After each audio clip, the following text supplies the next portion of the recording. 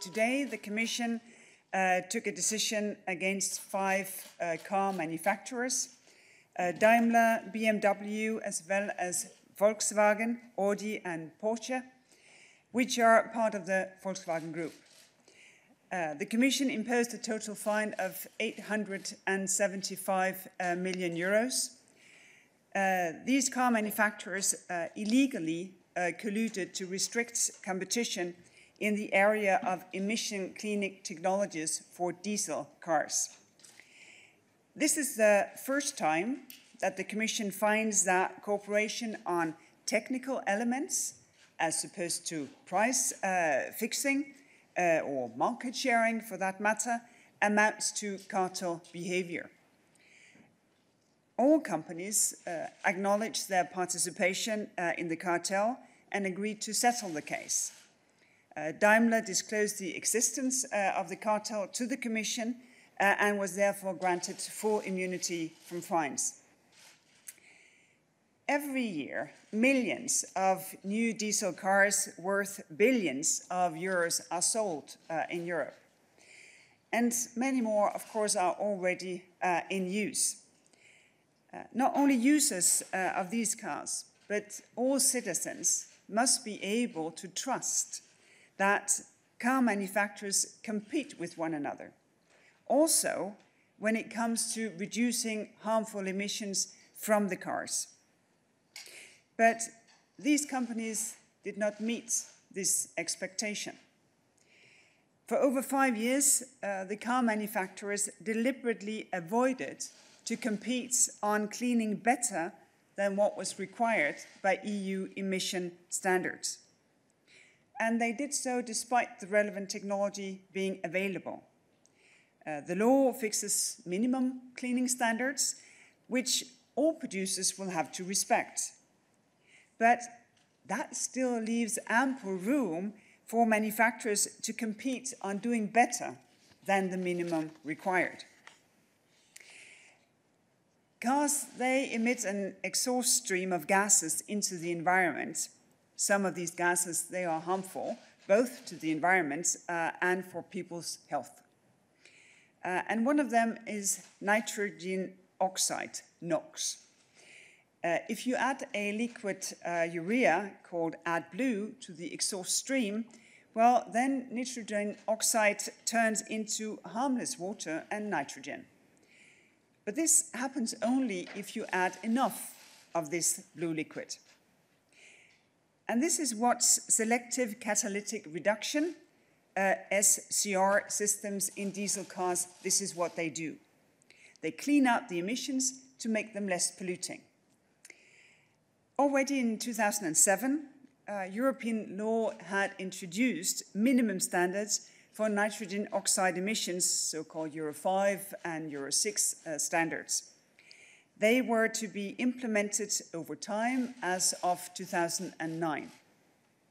Daimler, BMW, Volkswagen, Porsche, and Audi, they held regular technical meetings, internally referred to as the Circle of Five, to develop together SCR systems for diesel passenger cars meeting the EU regulatory requirements. That cooperation allowed them to develop a technology to reduce nitrogen oxide emissions of new diesel passenger cars and to bring that technology swiftly to the market to the benefit of consumers and the environment. So today's case is about how legitimate cooperation has gone wrong. Car makers developed a very good technology, but decided not to compete to exploit it to its full potential. By reaching a common understanding to avoid competition on the effectiveness of the CSR system, they breached competition rules. The car makers, they agreed on the size of the AdBlue tanks placed in the diesel cars and on the ranges until the next refill. They also exchanged sensitive information about envisaged AdBlue tank sizes, ranges, and average AdBlue consumption of future car models. The car makers knew that injecting more AdBlue could lead to more effective nitrogen oxide cleaning for many car models under certain driving conditions. They knew that they had the technical possibility to clean better than what was required by law and compete on this important parameter, I think relevant for all consumers.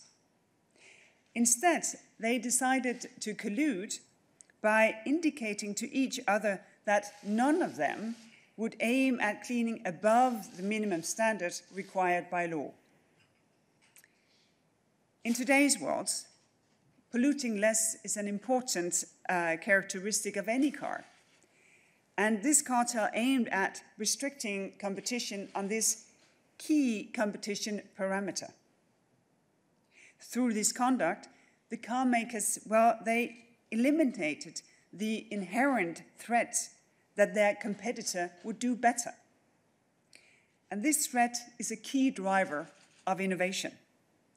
It is the essence of a well-functioning market and a guarantee of the best possible outcomes, including in terms of quality and product development.